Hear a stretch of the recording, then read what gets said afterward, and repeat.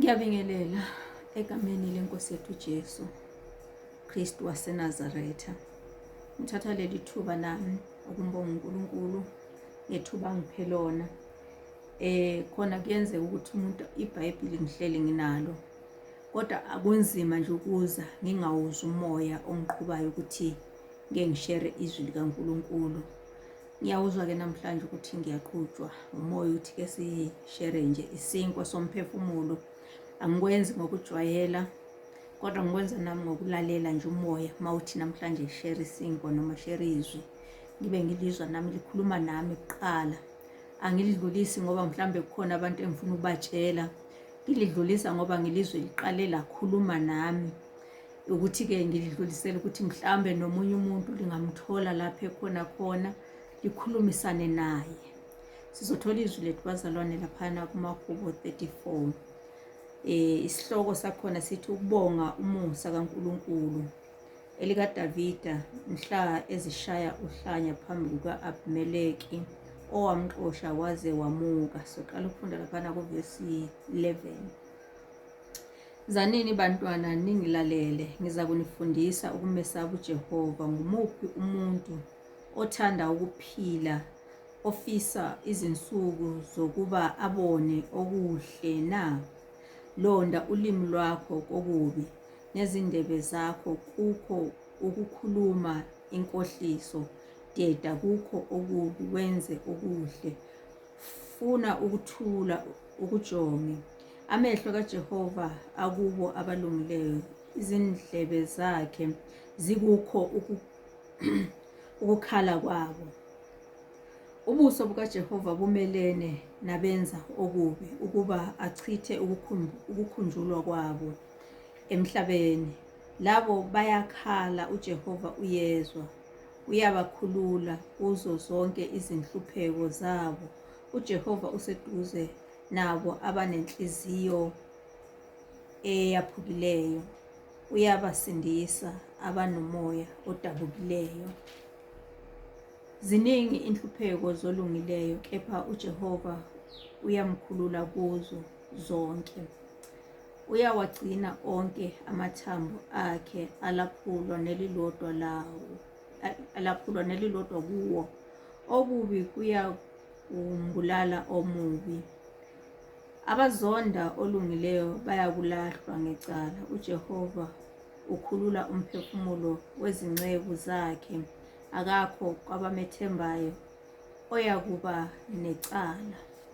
Lasikhulekeni. Baba wethu onamandla, msindisi olungileyo, uNkulunkulu engcwele, izwi lakho leli Nkosi liphilile, liphefumulelwe nguwe Nkosi.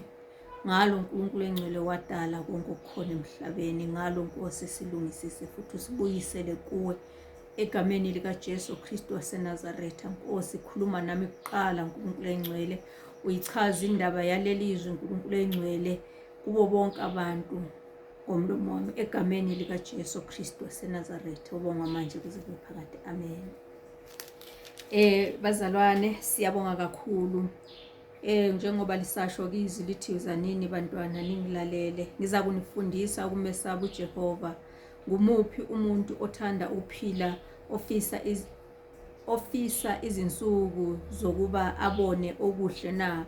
Londa ulimi lwakho kokubi, nezindebe zakho kukho ukukhuluma inkohliso. Deda kukho okubi, wenze okuhle.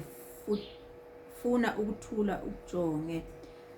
Namhlanje ntambama sikhunjuzwa nje ngokuthi ngubani ofisa ukubona izinsuku ezinhle. Lithi-ke mawufisa ukubona nje izinsuku ezinhle, deda kokubi. Ulimi lwakho lungayikhulumi inkohliso, indebe zakho zingakukhulumi nje okuyinkohliso. Lithi ofisa ukubona izinsuku zokuba abone okuhle. Lithi londa ulimi lwakho. Amen bazalwane. Ulimi, zikhona izinto bazalwane ezisiphambukisayo. Kwesinye isikhathi uthola ukuthi ukudlala, ukujoka, ungajoka omunye umuntu akuzwe edlula, asale bambe leyo nto, noma ususala wena usho ukuthi nobe ngidlala, kodwa obedlula uhambe nalelo gama. Manje namhlanje ntambama uNkulunkulu uyasikhuthaza ukuthi masifisa ukubona insuku okuhle, izinsuku ezinokuhle masidede kokubi, sidede ulimi lwethu liyeke ukukhuluma inkohliso nendebe zethu. Amen bazalwane. Athi uverse 14, deda kukho okubi yenza okuhle, funa ukuthula ukujonge. Amehlo kaJehova akubo abalungileyo, izindlebe zakhe zikukho ukukhala kwabo. Asifuneni ukuthula kulesi sikhathi esikuso, kungasekho ukuthula, kunesiphithiphithi. Lithi izwi ntambama asifuneni ukuthula sikujonge. Amehlo kaJehova akubo abalungile, indlebe yakhe ilalela ukukhala kwabo. Asibeni kuleyo side yabantu abalalelwa nguJehova. Jehova indlebe yakhe ehleli ilalele ukukhala kwabo. Akabonga uNkulunkulu. Sifunde uverse 16 uthi ubuso bukaJehova bumelene nabenza okubi, ukuba achithe ukukhunjulwa kwabo emhlabeni. Ubuso bukaJehova bazalwane bumelene nabenza okubi. Siphile esikhathini lapho abantu abaziphumelelisa ngokubi. Kodwa lithi iBhayibheli amehlo kaJehova amelene nabenza okubi ukuthi abachithe achithe nokukhunjulwa kwabo emhlabeni. Amen bazalwane. Verse 17 uthi labo bayakhala uJehova uyezwa, uyabakhulula kuzo zonke izinhlupheko zabo. uJehova useduze nabo abanenhliziyo eyaphukileyo, uyabasindisa abanomoya odabukileyo. Akabonga uNkulunkulu. Uma umuntu onokuthula, umuntu olungileyo, lithi izwi namhlanje ntambama, labo uJehova uyezwa ukukhala kwabo, noma labo uJehova useduze nabo abanenhliziyo eyaphukileyo, uyabasindisa abanomoya odabukileyo. Labo bayakhala uJehova uyabezwa. Asibeni kule side bazalwane noma abantu bakaNkulunkulu, la uzothi mawukhala khona uJehova akuzwe. Ngiyacela nje ukuthi uNkulunkulu akasenzeleni umusa nje, sikhetheni nje iside lokuthi mawukhala, ngoba manje emhlabeni sesiyele esikhathini la uthi noma ukhala abantu bangakuzwa, kungabikho umuntu ozayo nozokusiza. Kodwa masingakhala kuNkulunkulu, lithi izwi lakhe ntambama uyezwa. Amen bazalwane. Sifundeni siqhubekeni futhi ngezwi lithi-ke ziningi inhlupheko zolungileyo, kepha uJehova uyamkhulula kuzo zonke. Uyawagcina onke amathambo akhe alaphulwa nelilodwa kuwo. Okubi kuyambulala omubi, abazonda olungileyo bayakuba necala. uJehova ukhulula umphefumulo wezinceku zakhe, akakho kwabamethembayo oyakuba necala. Amen bazalwane. Lithi-ke ziningi inhlupheko zolungileyo, kodwa uJehova uyamkhulula kuzo zonke. Uyawalonda amathambo akhe, noma uyawagcina amathambo akhe onke alaphulwa nelilodwa. Yila ngifuna ukugxila khona kakhulu, la lithi ziningi inhlupheko zolungileyo, kodwa uJehova uyamkhulula kuzo. Ngisabheka nje, bengisazindla nami ngibuka ukuthi olungileyo, ngelinye ilanga uJobe wayelungile, usho njalo uNkulunkulu mayifakaza ngaye, uthi akanasici, wayelungile. Ufikelwa yisimo sokuthi alingwe, ushonelwa abantwana bakhe, kwakungamadodana awu7 namadodakazi 3, bayafa bonke. Kodwa-ke malisashwiza ukuthi ziningi inhlupheko zolungileyo, kodwa uJehova uyamkhulula.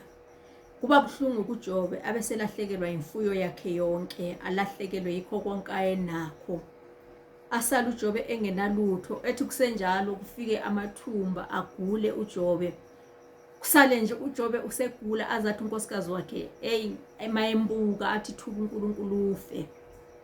Kodwa manje nantizwi elithi ziningi inhlupheko zolungileyo, kodwa uJehova uyamkhulula kuzo zonke. uJobe akavumanga uNkulunkulu ukuthi amthuke, ngoba wathi asikwamukela okuhle kuphela kuNkulunkulu, nokubi kuyasifikela. Manje njengoba inhlupheko ziningi ezizolungileyo, ukhululwa nguJehova umuntu olungileyo, futhi usindiswa nguNkulunkulu ngesikhathi sakhe. zikhona izikhathi ezisifikelayo ezinzima njengoba zamfikela uJobe zazinzima, kodwa kwakumele uJobe adlule kuzo zonke lezo zikhathi, nalezi zokuthi unkosikazi wakhe azabone yena ukuthi ngcono athuke uNkulunkulu, kodwa akakwenzanga. Ngizothatha omunye umzekelo ngabo Shadrach, uMeshaki, Abednego. Kwafika isikhathi sokuthi kuthiwe kukhulekwe esithombeni esasenziwe inkosi uNebukadnezari. Bathi bona ngeke bekhothame kuleso sithombe. Kwakuyinhlupho ababebhekene nayo ukuthi kumele bakhothame esithombeni, kodwa zange bavume. Izithi inkosi ngimuphi uNkulunkulu oyakunaphula kulomlilo obasiweyo na? Bathi noma uNkulunkulu engasasophulanga, noma bathi uNkulunkulu wethu unamandla okusophula, kodwa noma engasasophulanga thina ngeke sikhothame esithombeni. Ngibuka ke lapho bathandeka ukuthi kwafika amadoda awaphakamisa noma aphakamisa lezi insizwa besiyawaphosa emlilweni. Ngibheka lemicabango yayifika ukuthi wayengakhala omunye athi hayi mina sengizakhothama, kodwa ngenxa yokuthi lento babengayisho ngoba behlosa ukudelela inkosi, babeyisho ngoba yayingaphakathi enhlizweni zabo, bezwe ukuthi uNkulunkulu wabo bayamthanda, ngeke bekhothame kwabanye uNkulunkulu. Ngibuke futhi omunye umzekelo ngoJosefa, abafowabo bemphosa emgodini ngoba uNkulunkulu wayeqale wamthembisa ukuthi yena abafowabo nabazali bakhe bazomkhothamela, uzoba mkhulu kunabo. Bamphosa ke emgodini ngoba bethi inyanga yamaphupho. Bamkhipha emgodini bamthengisela abakwa-Ishmayeli. Bafika abakwa-Ishmayeli bamthengisela uPhothifa. Ufazi kaPhothifa wafika wamsukela wamqambela amanga wathi befuna ukulala naye, wayejele. Inhlupheko kaJosefa leyo ayiphelelanga ejele, kodwa umuntu yethi mayengena ejele aphume ene-record ene-criminal record. Kodwa uJosefa siyambuka malithizwi esimikulo noma engimikulo elithi ziningi inhlupheko zolungileyo, kodwa uJehova uyamkhulula. Uthi ma uNkulunkulu esemkhulula uJosefa etilongweni, akaphumi nerekhodi yokuboshwa noma i-criminal record, uphuma nepromotion ejele. Uphuma ejele uyokuba umuntu engathi uvice president, uyoba seceleni kwenkosi uFaro, nguye osephethe konke okwaseGibhithe. Manje malithizwi ziningi inhlupheko zolungileyo, kodwa uJehova uyamkhulula, aliqamba amanga, liqinisile. Abantu oMeshaki, Shadrach, Abednego bafika baphonswa emlilweni ngoba kwakusenhliziyeni zabo ukuthi noma engasasikhululanga kufuneka kwazeke ukuthi ngeke sikhothame esithombeni. Ukukhululwa kwabo bakuthola mabengena emlilweni. Ukukhululwa kwethu kufika ngendlela ezishiyeneyo. Abanye bakhululwa ngama last minute sebedlule emhlabeni, athola ukukhululwa. Kunomuntu ongaba sempini yokugula azafisa ukufa, ibugwala, kodwa nje ukukhululwa komuntu kuNkulunkulu, futhi umuntu ukhululwa nguNkulunkulu ngesikhathi sakhe. Ukuthi nje ntambama nje kuvuka nje lento ukuthi ke ake silaleleni uNkulunkulu nje simlinde.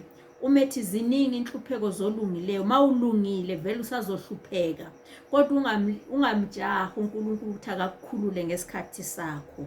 Ungahlutshwa zingane uzusho ukuthi kodwa ngoba ngiyakhuleka nasebandleni ngiyabika ukuthi bangithwalise noma abazalwane bayakukhulekisa, kodwa isikhathi uNkulunkulu afisa ukukukhulula ngaso asikakafiki, silinde. Ogcina umzekelo uJesu esiphambanweni, siyazi abantu abaningi bayazi ukuthi uJesu wabanjwa, washaywa, wasiwa kuPhothifa, wafika kuPhilathu, wafika nakhona uPhilathu nayo lithi iBhayibheli wamshaya wamnikela kumabutho, wahamba wathwala isiphambano, wafika wabethelwa esiphambanweni, wakhuthulwa nje wabekwa lapha esiphambanweni. Ungacabanga ukuthi ayisewuphelele, kodwa kwakusekhona okunye kwakumele kulinde akwenze ngoba kwakuseseneseleleso kwakudinga sisindiswe esiphambanweni. Manje ukukhulula kaNkulunkulu kungesikhathi sakhe, ukhulula ngesakhe isikhathi. ngokubona komuntu nje ngangase ngithi phela sefikile esiphambanweni umkhululeni noma uNkulunkulu akamkhulule, kodwa kwakusekhona oyedinga ukuthi nje aphenduke esiphambanweni. uJesu azathi khona namhlanje uzoba nami eparadise noma ngizoba nawe eparadise likaBaba. So ngizochaza nje kakhulu ngokukhululwa, ukuthi ma lithi izwi ziningi inhlupheko zolungileyo kodwa uJehova uyamkhulula kuzo zonke. Abanye abantu baze basuke kuNkulunkulu baye kwamanye amathemba ngoba bebona ingathi ukukhululwa kwabo akufiki. Kuyomthola umuntu esekwelinye ithemba ngoba uNkulunkulu uyamkhulula olungileyo. Lithi iBhayibheli ke ziningi inhlupheko zolungileyo kodwa uNkulunkulu uyamkhulula kuzo zonke. Akangakuthola uNkulunkulu ingakutholi inkululeko yakho usekomanye amathemba. Simlindeni bazalwane uNkulunkulu. Izilingo zethu noma inhlupheko zethu azifani, nokukhululwa kwethu akuzi kulingana futhi akuzi kufana. Abanye bayokhululwa ngomzuzu wokugcina, abanye bayokhululwa babone okuhle bajabule emva kokukhululwa. Kodwa ntambama nje noma ngalesikhathi ngimemezela nje ukuthi ziningi inhlupheko zolungileyo kodwa uJehova uyamkhulula kuzo zonke. Lithi uyakulonda namathambo akhe akuyikwaphula ngisho nelilodwa. Lithi okubi kuyambulala omubi. Abazonda olungileyo bayakulahlwa ngecala. uJehova ukhulula umphefumulo wezinceku zakhe, akakho kwabamethembayo oyakuba necala. Amen bathandekayo, akakho kwabamethembayo oyakuba necala. Bayakhululwa. Akabonga uJesu. Ake silindeni inkululeko yethu noma ukukhululwa kwethu. Asikulindeni sikuJesu, sibe nesineke nokubekezela. Khona ngezinye izikhathi kuba nzima ngempela, kodwa namhlanje ngeke ngezwe nje leli izwi likhuluma ngokuthi ziningi inhlupheko. Azathi omunye kodwa kuyoze kube nini ngihlupheka kangaka. Kuzofika isikhathi, kuze kufike isikhathi sokukhululwa kwakho ngoba uJehova yena uthembisile ukuthi ziningi inhlupheko ezizosehlela noma zolungileyo kodwa uJehova uyamkhulula kuzo zonke. Sizokhululwa kuzo zonke inhlupheko esibambana nazo nesihlangana nazo, sizokhululwa. Asilindeni sibekezele, sizokhululwa. Amen.